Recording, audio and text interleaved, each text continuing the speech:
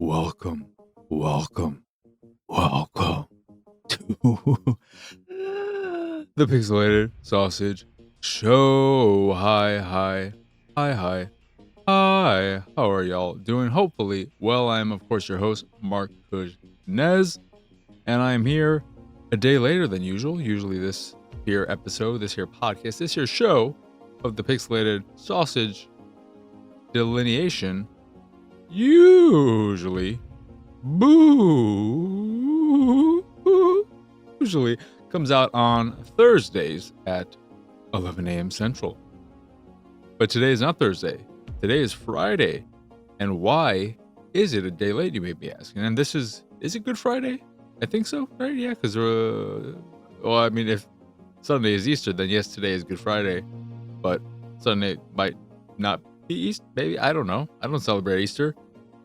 Easter is a holiday I stopped caring about when I was too old to have my father hide 20 eggs around his house full of $1 each, which was the most exciting thing in the world. I can't begin to describe how exciting it was to go searching for eggs and have each one of them be $1. That's $20 for a little kid. $20 is like $1 million, and that's back in like the early 90s. So that $20 is like $1 million today. But do people still do that, by the way? Do people still do that? But anyway, the reason why the podcast was delayed a day is because I had a scheduled power outage for a little over 6 hours yesterday. And that just screwed up a whole bunch of jazz and whatnot. Thankfully, I was able to cook just before it went out. Literally minutes before power went out, I finished cooking, which was nice. My last meal of the day on my schedule. But because of that, had to push back the release of this here episode, and it kind of worked out because that meant I got to watch and now talk about the Nintendo Switch 2 Mario Kart World, specifically Direct, that happened yesterday, Thursday, for 15 minutes. We got some more details about the game. And just earlier today, I'm recording this on Friday in the morning, I saw a new article that U.S. pre-orders will be getting... U.S. pre-orders of the Switch 2 will finally get their... The pre-order dates are back. We know what they are. The new pre-order dates. My God, I'm just all over the place.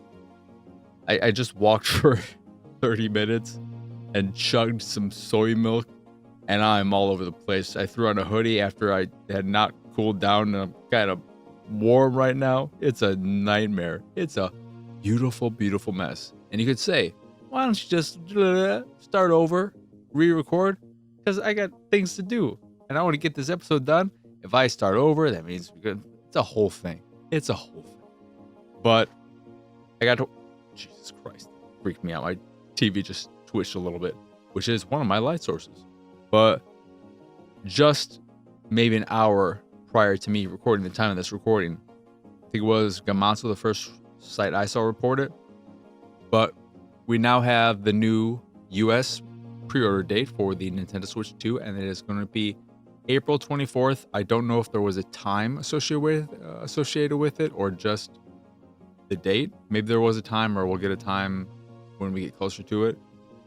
But in addition to that, the price of the console has not changed. So it's still going to be $450 for the console on its own, or $500 for the bundle with Mario Kart World.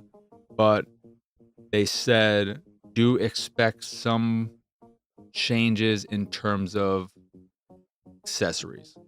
So I'm assuming that we'll see, because what was it? $80 for the Pro controller and $90 for Joy-Con controllers. I could see that going up to $90 and $100. I think it'd be hard to sell a pair of Joy-Con controllers for over $100. I mean, I wouldn't want to buy a pair for $90, especially not until we know for sure that they will not experience drift, because that was a nightmare with the last one. And We know at the very least that they're not utilizing Hall effects, not controllers, sticks. So that's still up in the air, but maybe they're not using Hall effects sticks because the new magnetic attachment functionality of the Switch 2 Joy-Con controllers as some kind of inherent, because I believe Hall effects works off of magnets, so maybe the fact that the Joy-Con controllers themselves work with magnets, that whole system comes into play with their proprietary stick stuff. I don't know. We don't know. We'll find out probably when I fix it, or whoever does some kind of breakdown of the console when it comes out. But we do have that pre-order date, which is nice. I am curious because I didn't read through the thing. I just saw date. I'm like, yes, yes, yes. And same price. Yes, yes, yes. But I'm not sure if there was any mention of that price could change after the initial allotment sells through. I think it's going to be... I hope it's not a hard thing to get because I really want to get that bundle. But going back to the Mario Kart... I keep wanting to call it Mario Kart 8 World, but Mario Kart World Direct. I watched it. I had to watch it a few times because I watched it, kind of half watched it while I was doing other stuff. And every time I did that, none of the details really got through to me. I watched them and I was like, I did not get anything from that. So I finally watched it, paid attention, wasn't doing anything else.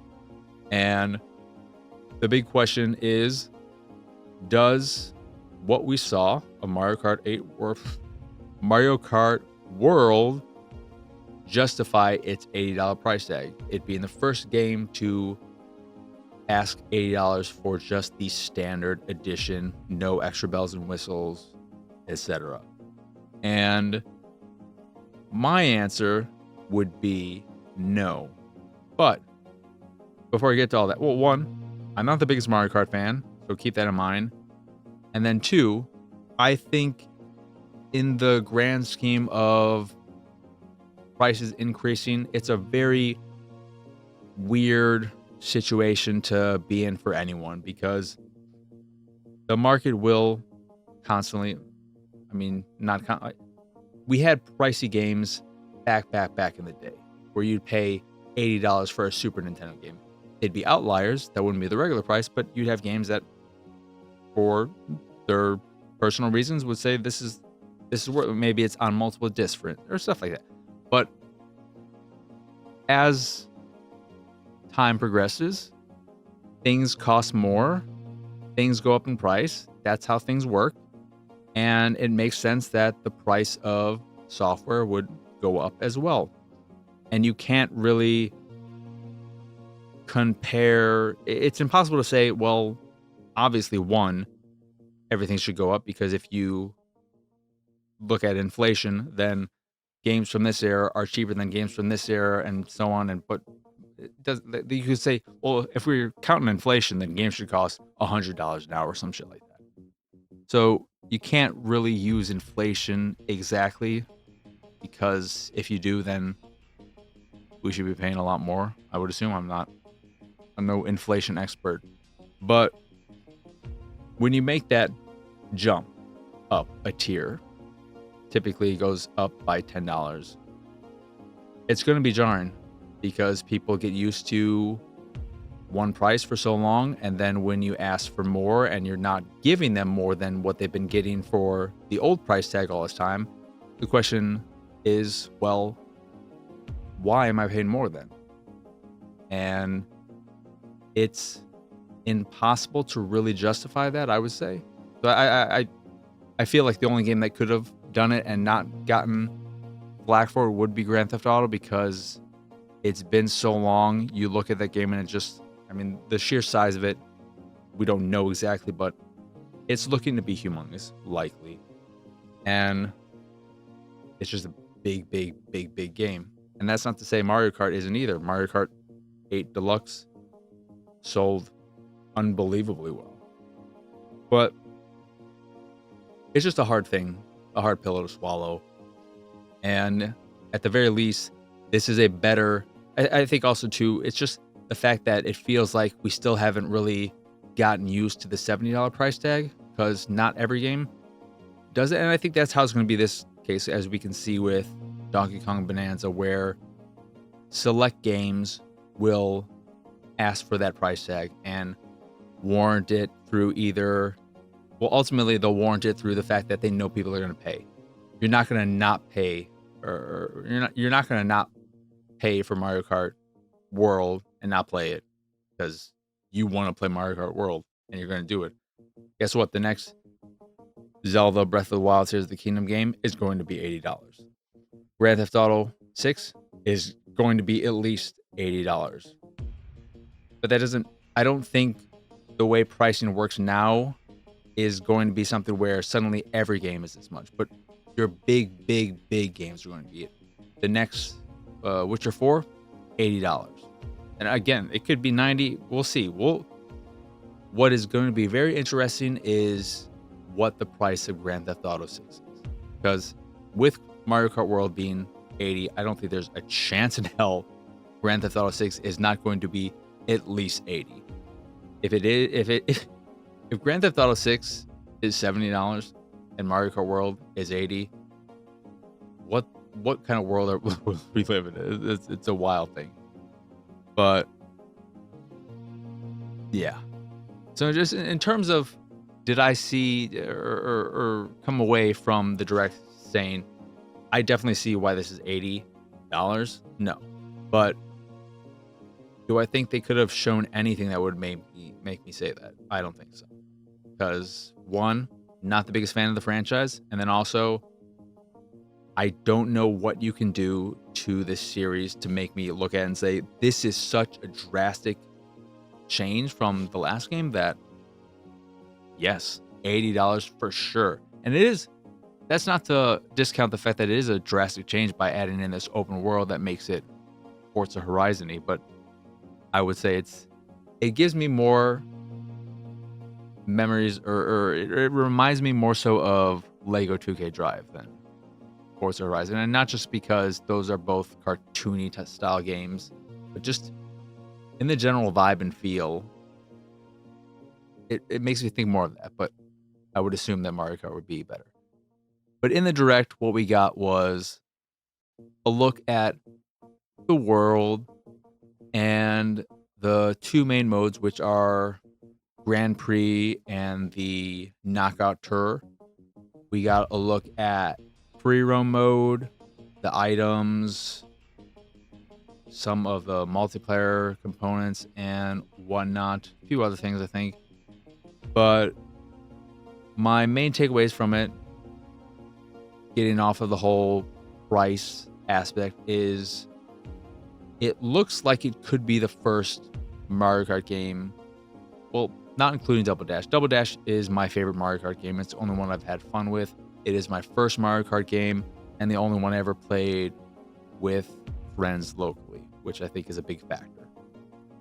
So that is my favorite and the only one I've enjoyed. But I think this Mario Kart could be the first one I enjoy on my own, and hopefully with others, because with the addition of 24 players, I think I could feel better about being in a race and ending in the top 10, because I don't think I'll ever win, because I'm just not built for kart racing in general. The drifting and all that stuff, I will never be a top tier kart racer. But if I can place relatively well in a large group, I think that could be fun. And the Grand Prix mode looks like it would be way more up my alley by having these point-to-point races that have racers being knocked out every checkpoint, however frequent those are, as you're driving across the entire world. The items look fun. We have a lot of the usual ones, a gold shell that'll drop coins in front of you, and those will give you boosts, I'm assuming, as the other things. But the ones that really stood out as fun there were the new hammer throw power-up, and then calling in that, what's his name? I already forgot it.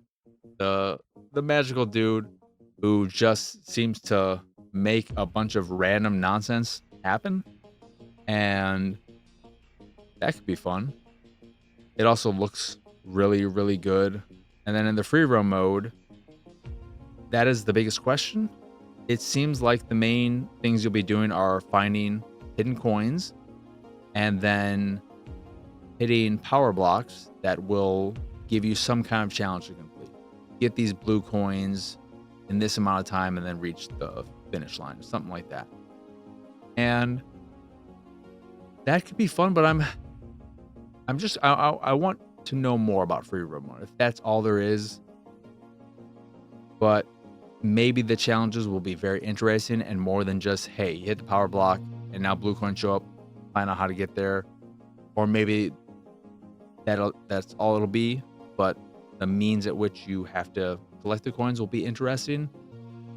They also showed off a new mechanic, boost jumping, where you boost in a straight line and then you jump.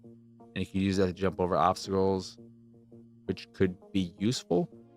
Grinding looked like whatever. They have a rewind feature, and I guess you can do that in races with other people, but when you're rewinding, everyone else is still driving, so if you're in first place and you rewind a lot, you're going to lose your place, and you'll have to really gauge whether it's even worth the risk if you can pull it off on the second try. But it looked solid. Again, not the big. I think the pricing is just such a big shocker.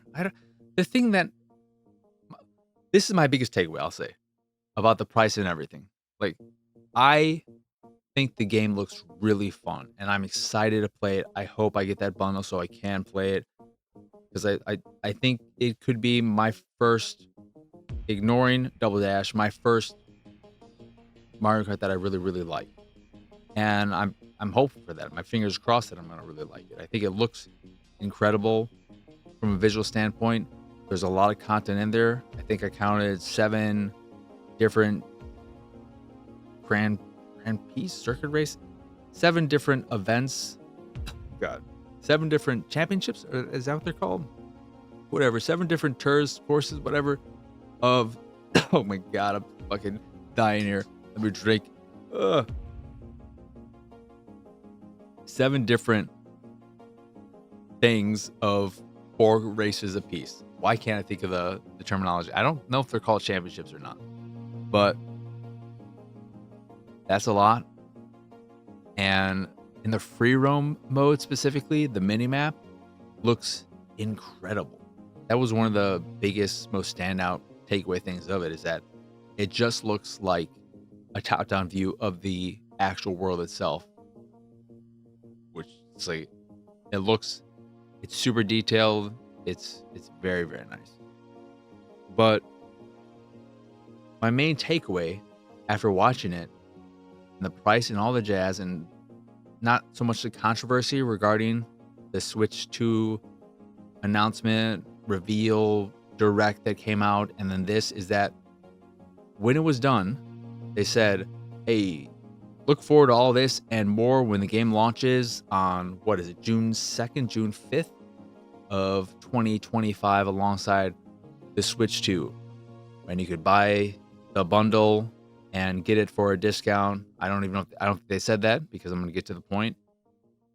And that'll be limited. I think they're only going to do that bundle through the fall or until stock is gone. I don't know if it's a either or whatnot. But my main takeaway about the price and all that is that at the end of the Mario Kart World Direct, they showed all that stuff. They showed, the release date of the game and gave it its little, like, here's the box art or here's the key art.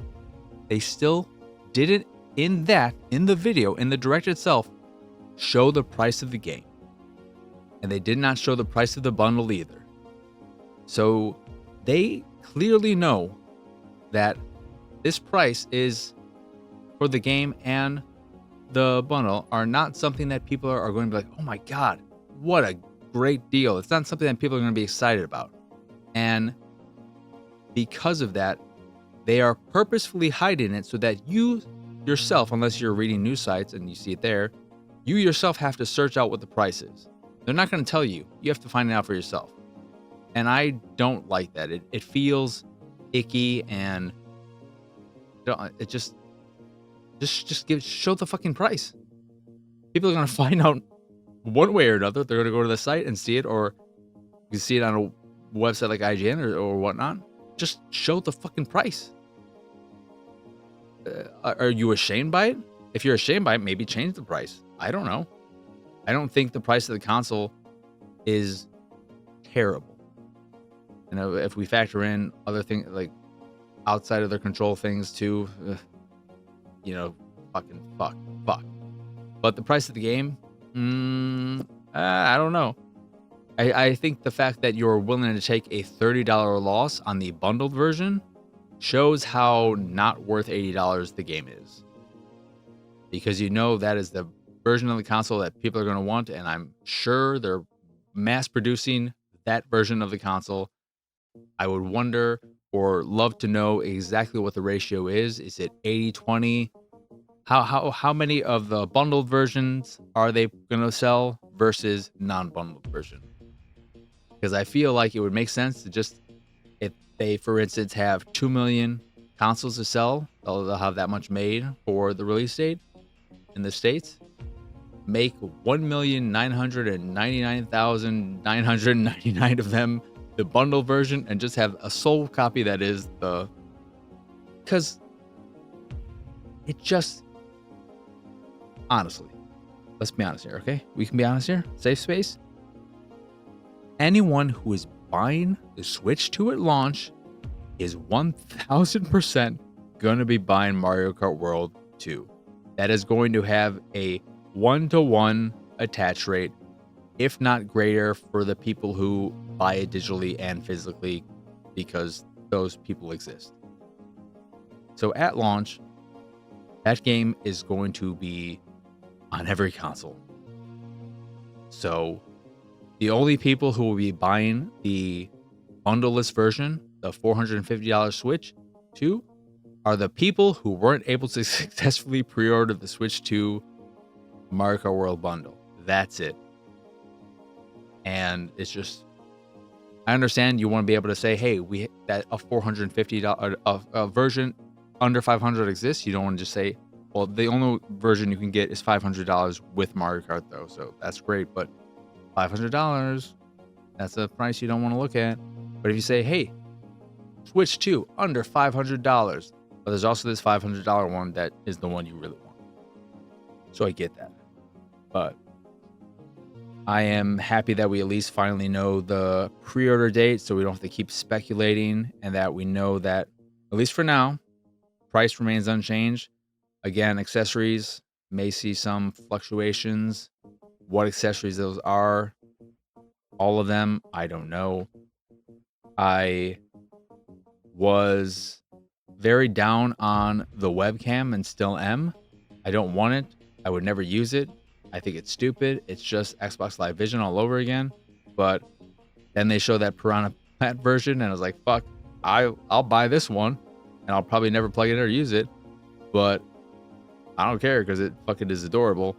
However, that one is apparently 480p only, and I can't.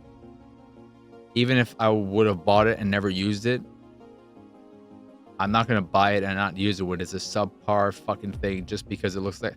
Why? Why is it... Why? I don't get it. Why is it 480p? Stupid. It's so dumb. But yeah, Switch 2. We have the US pre-order date, April 24th. Let's see if there is a time. Well, I'll check the article. We'll go through it real quick. Pre-orders for Switch 2 will open on April 24th in the United States. Pricing will remain same as initially announced, $450 and so on. And pricing for both physical and digital versions of Mario Kart will also remain unchanged. However, Switch 2 accessories, however, will experience price adjustments from those announced on April 2 due to the changes in market conditions. So, do they have the new things here? Okay, so it's not a huge change. I thought it might be this minor, and this is all from Gamatsu. The Pro Controller bundles are 2 of those, 85, or no, the Pro Controller 85, 95 for the Joy-Con 2 pair, and then they have other things in here as well. Cameras 55. So it seems like for the majority of these things, everything's getting a $5 bump. So, yeah. But at least the console remains unchanged. Because if you factor that in, we could have seen a 500 and 550 thing, but I mean, you could also look at it and say that, well, I mean, the accessories should be a pretty big profit margin, I would assume. But maybe it just should. Whatever. I don't want to speculate anything. Anywho, that is it for all the Switch 2 business and whatnot. So, what have I been playing? I've been playing some games. And the first one, speaking of kart racers, is a little racer called Hot Rod Mayhem. This is one of the most obnoxious games I've played in a very, very long time. I am sure it's not $60. There are only 10 courses in the game, 10 tracks in the game. You have reverse versions of them. But that is neither here nor there. What is here and there and every fucking where is this incredibly obnoxious, annoying, stupid fucking loudmouth host who just is all over the game's face. When you launch the game for the first time, he's just fucking all up in your business. He's an emoji with a rainbow pompadour type hairdo that's just fucking stupid. And he's got a microphone. He feels like some fucking stupid ass dumb host from some children's game show where they just throw a lot of colors and noises at you in order to keep you distracted because you're fucking 5 years old. But he's just going off blah, blah, blah, blah, blah. And then when you're in the race, he is constantly popping up from the bottom of the screen, from the sides. I don't know if he ever popped down from the top, but he's just popping all over the fucking screen, going bah, bah, bah, bah, screaming in your fucking face. And you'll have things like very traditional power-ups where somebody can splash water in your face or something, and your screen will be covered in water, but it's clear water, so it's not really hindering your vision at all. It's the most worthless weapon. I don't even know if it's a weapon or if it's just if you run into puddles. But when you have that happen, it doesn't really take up screen space. But if something else happens and this fucking dude just fucking pops into your screen, it's just like, get out of the way. You're annoying as shit. You're so loud. You're so loud. What is wrong with you? And you're just constant. You're fucking constant. Just fucking give me a break. It just was so unbelievably annoying and obnoxious. And I don't think there's a way to turn it off. You can mute voices, I believe, and that might shut him up, but he's still going to pop up on the screen. But if we disregard all of that, we ignore the annoying, stupid announcer, host, emoji, rainbow pompadour dude, it is still a pretty meh kart racer. Power-ups, very uninspired. The racers are very basic. You're just creating a character for yourself out of a limited number of options, and the driving itself doesn't feel that good. The only kind of cool thing about the game are some of the tracks, because in some of them it is you in you're basically like a little toy in the human world. So you'll be riding around in a skate park and there might be a little kid who's skating around that you have to avoid, or I think one is maybe at a park and you have people walking around and they'll walk across the track and you have to avoid their feet while they're doing that. So there's some creative stuff going on in terms of the tracks themselves, and the tracks don't look too bad, but the driving doesn't feel that great. The power-ups are really, really poor.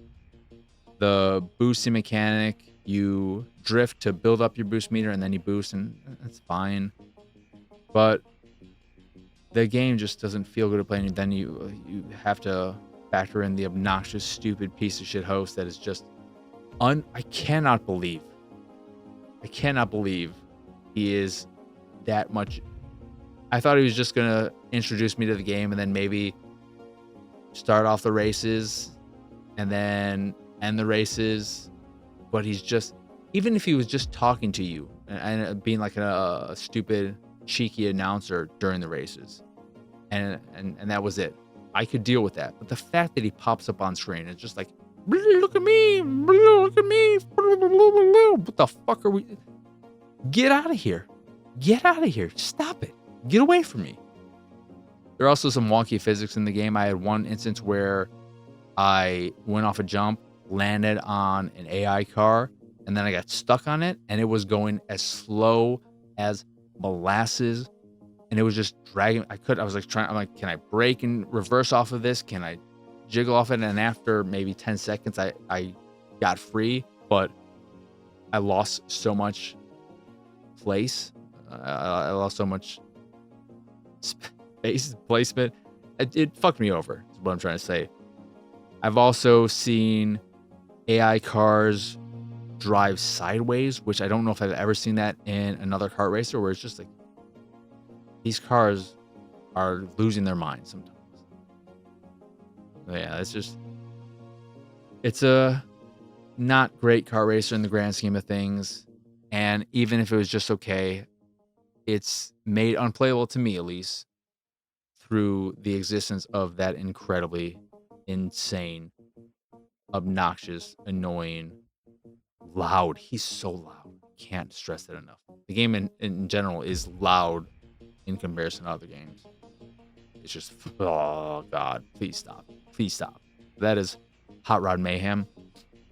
Then there's Leila, which is a very interesting point-and-click adventure game that is way more about it's a narrative-focused one. So instead of what you would probably picture as a point-and-click adventure game where you are moving from areas and probably doing some backtracking, finding items that you can use to solve puzzles, mixing them together, combining them and so on, and finding these obtuse answers to queries and whatnot. This is way more of a linear narrative focus point click adventure game where you were in this like first person 3D pathway, and I think you're able to tackle it based on certain decisions in different orders, but you're just going across this thing and there'll be arrows every now and again that'll point you towards some kind of bit of backstory about the character. And when you go into these little narrative chunks and get to a puzzle section, they're all individual puzzles that are of differing types. And I really like the way it, at least in the little bit I played, changes up the gameplay. Not in significant ways, but it makes it so that each section feels like its own and is in some way relating to your current part of the story, whether it's you trying to think about how things fill into each other, so that in this one area when you're in a coffee shop, you're finding objects hidden in gaps. So you're just looking around the area and then you see like, oh, the gap that these two objects in the world make, the gap between them, it looks like an hourglass. So you pull the hourglass out of the scene and put it into your computer for an idea. Or you find, you're trying to find ideas. So you find in this other gap a profile of a young woman. Here's a fetus. Here is a group of people, and so on and so forth. There was a hidden object type thing where you had to find pieces of a projector so that you can watch home video, I think it was. And I'm a fan of hidden object games, so that it was pretty simple, but one of the cool aspects of it is that you're out in like not in your backyard, but like a park, and there are these strings of, so it wouldn't be a park, maybe it is your backyard. There are these strings of lights, and with each incorrect click on an object, one of the lights goes out. So that's how many lives you have for that before you restart the section. And I think it's just a cool in-game way of showing your failures and how many attempts you have left. And it's all built around this guise of you looking back on your past, but doing it through like a video game or something. I can't remember the exact context. But then there is also some darker stuff, and they do give you a content warning so that you can skip something if it sounds like it's not going to be for you.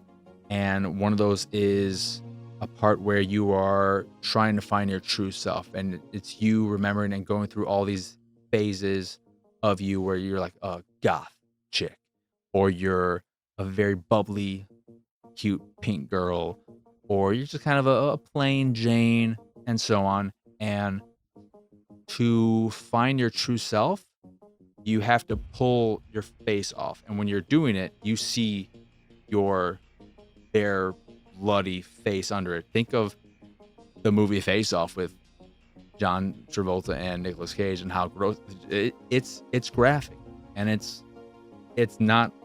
This is a pretty cute game for a lot of it, but then you have these darker things that are not there to shock, but to give you. It's there to really show and express the feelings of trying to find your true self, and how rough and how hard and whatnot that can be. There are some other contextual puzzles where you are trying to send off your book idea to a publisher, and you send them an idea and they'll give you back feedback, and then based on that feedback you'll either have successfully created the book with the right topics that they say that the market will like this, or you'll have to use some additional software and whatnot to find what will work best for the market and put that together, and then create a cover that they'll like. When you are doing the face thing and then trying to find your true self, there's a picture of you that you really like, and you use that to figure out what your real true self was. It's really cool. And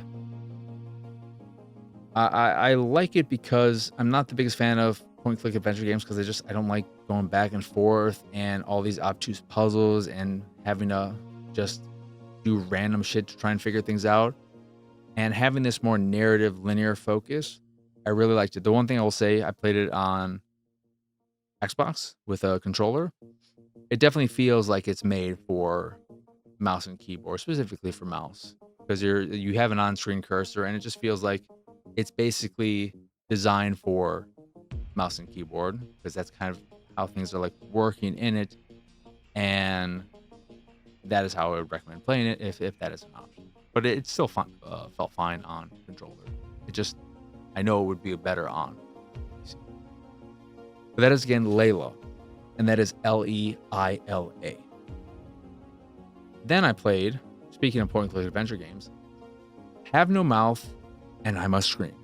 This is a new game. Well, not a new game. It's the newest, I believe, remaster from Night Dive Studios of an old game based on, I think, what is this, Harlan Ellison? Something like that. It's an author who I know I've heard the name here and there, but I have no experience with them. But it's an old point-and-click adventure game where you can play as one of 5 protagonists, and each of them have their own story to go through in this world where an AI has killed all of the population except for these 5 people. And it's been keeping them alive for, I think, 118 years. And I don't remember the exact story context, but what I really like about it is that, having never played it, so I don't have experience with it when it originally came out, I like the fact that each of these 5 characters have their own personalities, their own backstories, and based off of that, they have their own specific thing that this AI is using to play around with them. So I like that, so that you have 5 individual games, stories, short stories to play through. But then what I really like about it is that this is, I don't know if Night Dive Studio has done a point and click adventure game before. I don't know if did they do the Blade Runner one? I'm not sure. And I can't speak to how this compares to its original version, but what I really like is that on gamepad, you have, it's a point and click adventure game, so you're moving a cursor around and you use that to interact with objects and doors and all that. But on the way the layout, you have the game screen, and then you have all the different ways you can interact with things. So look at, swallow, open, go to, etc. And then just some key art on the sides. And what I like is that when you hover the cursor over something you can interact with, instead of it being some kind of drop-down menu that then will give you the various options, or some kind of menu that contextual menu where you use the analog stick to go into where you want, each of the interactions are mapped to their own button. So look at might be A, swallow might be X, go to might be Y, speak to might be left trigger, so on and so forth. And I think that is just a very streamlined, good way of handling point and click adventure games with a lot of means of interacting on a controller. So I really like that. But I only dabble with a handful of 2 of the characters, and not that much to really go in depth. It's a game of its age. I think it was maybe a mid-90s game. So the voice acting has that dated charm. It's not great, but if you grew up in that time and you remember voice acting in that days, it has a charm to it. But the writing itself is not bad. It's a solid little thing, and I, as always, appreciate the work of Night Dive Studios in preserving a lot of these games of different types. So you have something like this, a point-and-click adventure game. They did The Thing remastered recently, which I am so excited about. I still want to get to that at some point for Attack the Backlog, because I wanted to play that for so long, and then it just kind of disappeared and was hard. You couldn't get it on PC, and I might have the Xbox version, but excited about that. And then of course they do a lot of first-person shooters. I can't remember if they done other original stuff, newer things, or was there, because I think they were working on the System Shock sequel, because they did the remake, which is very good. I played that for Attack the Backlog. You can check out those episodes if you want. That was a great game. But yeah, this is a solid little old adventure game. So if you like point and click adventure games and you've never played it, definitely worth checking out. You got a nice assortment of characters as well. So it's nice that you have 5 individual characters and their own stories to go with it, with unique locations and all that, and unique tasks. They're not all trying to do the same thing. You have this one dude who is trying to escape, one woman who's like an engineer, and she's going to try and destroy the AI and so on. But that is, again, Have No Mouth and I Must Scream. Dollhouse, Behind the Broken Mirror, is a first-person survival horror game that is just absolute. It's just a mess. It's oh God. It has this awful story so far, with some very not great voice acting and weird, in some cases, no lip syncing at all. Feels weird. The movement feels weird in it. You get a gun and the gunplay feels terrible. It is very much so trying to be a Resident Evil-like, where you're collecting these objects, you have your inventory space, you're combining things to create ammo and everything, but the gunplay feels terrible. There's no real kickback. The enemies I was fighting, at least to start, were these giant walking dolls that didn't seem imposing or it's not scary. That's like, as a baby, it at no point scared me. The game is super dark in dark areas. You're out at night and you have a flashlight, and the screen is basically pitch black, where your little small cone of light is going through it, and that does not look great. It's just super duper janky. It just looks like it's unfinished. There are times where things weren't loading in properly. And I think the biggest, most egregious issue with it is just the fact that it's not scary. If it's anything, it's just kind of annoying. And it's a bit of a bummer. I played it for maybe an hour, and I was just like, I'm not getting anything out of this. Don't care about any of this stuff. I don't know. A bummer it was. I didn't think it would be that bad. But then the other game I played, the last game I played, Cat President, A More Perfect Union. This is a visual novel type game where you play a young woman who is going to be the advisor, I believe, for one of the presidential candidates. You're talking to the various ones there are. There is a Trump-like one. The thing is, though, they're all cats. So 20 years in the past or so, the world, or the United States, I guess it would be, because this is the president we're talking about, said, fucking people suck. They're fucking up politics. This all sucks. Let's get people out of politics and replace them with cats. And that's what they did. And it is as silly or sillier than you think it is. It's absolutely ridiculous. It's just fucking nonsense. And if the idea of playing a visual novel where you have some choices, you'll get some choices that'll affect things. But if the idea of playing a visual novel where you are working with presidential candidates who are cats amuses you, you'll probably have a fun time with it, because it is what it is. And God bless it for that, I guess. I mean, I played just a bit of it, and I got the gist of it quite quickly, and then I said to myself, you know what? I don't exactly have the time to play through this whole thing right now. I mean, it could be a short game, but I might actually stream this, because this is so ridiculous and silly, and I'm not liking this, that this could be the kind of visual novel for me, because it's just, I am a cat person, and it's just so fucking stupid. But yeah, it is what you think it is. That's all there really is to say about it. You look at it and you say to yourself, this looks like blah, and guess what? It is exactly that.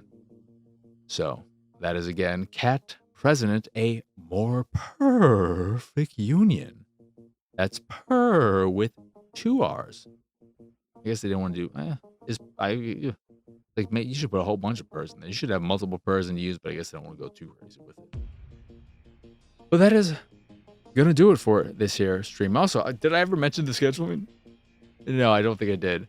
The plan for the podcast moving forward, schedule-wise, is that On Amazingly Baka will move to Mondays, so I'll be able to do the whole stupid joke again. On Amazingly Baka releasing on a Monday. Then Attack the Backlog on Wednesdays, and the Pixelated Sausage Show on Fridays. And then I was thinking, instead of putting out the last call or second runs, instead of Attack the Backlog episode every now and again on Wednesdays, that I would just put those out, since they're seldom and more rare, on a Tuesday or Thursday when they crop up. Especially with something like the last call, which is dependent on games ceasing to exist. So it's not a series that is going to have a lot of hopefully, it's not something you want to see a lot of. So hopefully it's something that wouldn't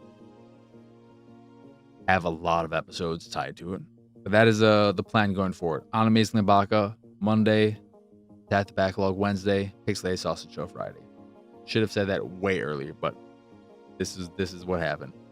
Anywho, though, that'll really do it for this here episode of the Pixelated Sausage Show. Once again, I am Marcus Nez. Y'all can find me pretty much everywhere at PX Sausage. If you enjoy this here show or any of the stuff I do and what have you, you can support me and my nonsense over at patreon.com/PXS. There you can get access to a monthly Q&A, occasional watch party, a private Discord channel, along with some fancy Discord roles, and the random drop on the Patreon here or there depending on your tier. Or you can just support me if that is your fancy. That is, again, patreon.com/PXS. In addition to the Patreon, you can find links to the site, the YouTube, the Discord, and so much more over at pxsausage.com. That is the letter P, the letter X, sausage.com. But that is it. That is all. As always, thank you for watching or listening. I hope you enjoyed this here episode, and I hope you have both a wonderful rest of your day, it doesn't really work now on Fridays. So I hope you have a wonderful rest of your day and a lovely weekend. But for now, adios, arrivederci. Bye bye. It's go time. Go daddy.